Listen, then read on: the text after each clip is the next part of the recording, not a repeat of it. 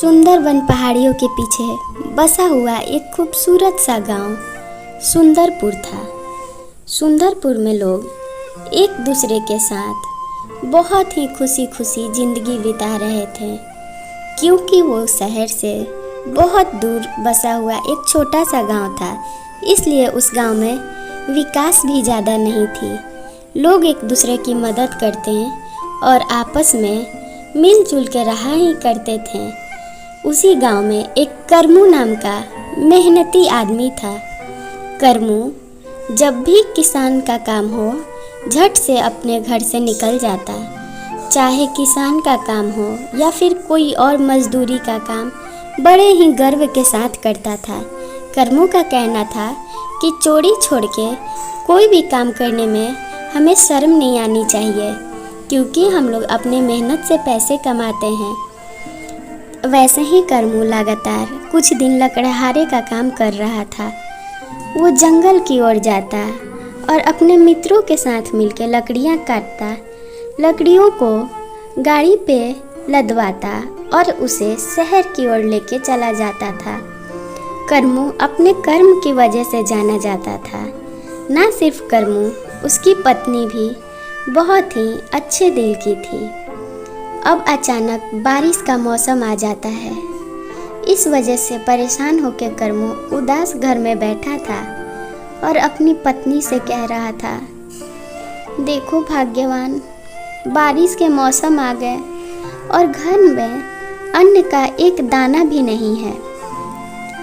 उसकी पत्नी कहती, आप घबराओ मत जी, मैं कुछ जुगाड़ करूँगी। ये हमारा बुरा समय है, हम लोग इसे दूर कर लेंगे।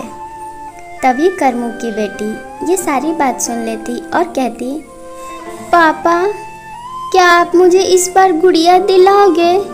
आप पिछली बार ही बोले थे कि आप इस बार के मेले में मुझे गुड़िया दिलाओगे और आप खाना भी नहीं दिला रहे हो। इतना कह वो जोर जोर से रोती। करमू उदास मन से उसे अपने पास बुलाता और कहता, बेटा, तुम्हें तुम्हारी गुड़िया जरूर मिलेगी। हंसते हुए वापस अपने छोटे भाई के साथ खेलने लगती। तभी उनके दरवाजे पे कोई आवाज़ लगाता। आवाज़ सुन करमू की पत्नी बाहर आती तो देखती कि एक ब्राह्मण देव खड़े हैं और करमू की पत्नी सीमा से वो कुछ खाने को भोजन मांग रहे थे।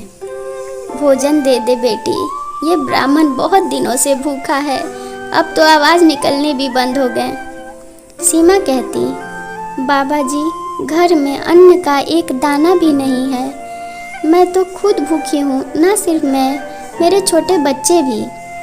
ब्राह्मण देव कहते हैं, जाओ देखो, ढूंढो कहीं अन्न मिल जाए तो मुझे खिला दे। ऐसे दरवाजे से ब्राह्मण को नहीं लौटाते।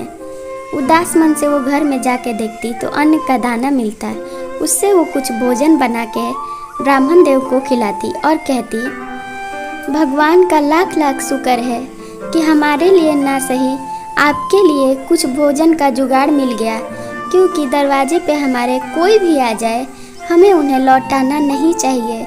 भगवान उन्हीं को देता है जिनके पास बहुत अच्छे कर्म हो। अगर हमारे पास कोई दरवाजे पे आता है और हम देने में सक्षम रहें तो हमें ज़रूर उनकी मदद करनी चाहिए, क्योंकि हमारे पास भगवान ने इतने सारे चीज़ दिए हैं कि लोग हमारे दरवाजे पे आ रहे हैं।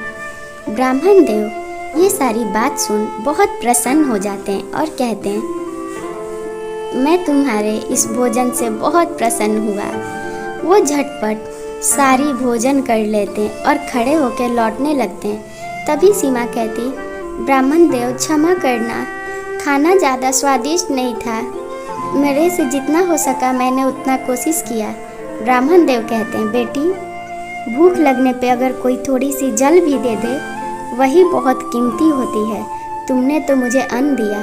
मैं तुम्हें एक जादुई मंत्र बताता हूँ, ये मंत्र पढ़ो और जो भी तुम मांगोगी तुम्हें सब मिलेगा।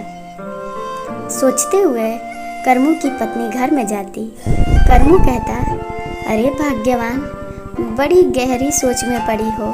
क्या हुआ? खाना खिला के ब्राह्मण देव को कहीं परेशान तो नहीं कि हमारे पास खाना नहीं और हमने ब्राह्मण देव को खिला दिया?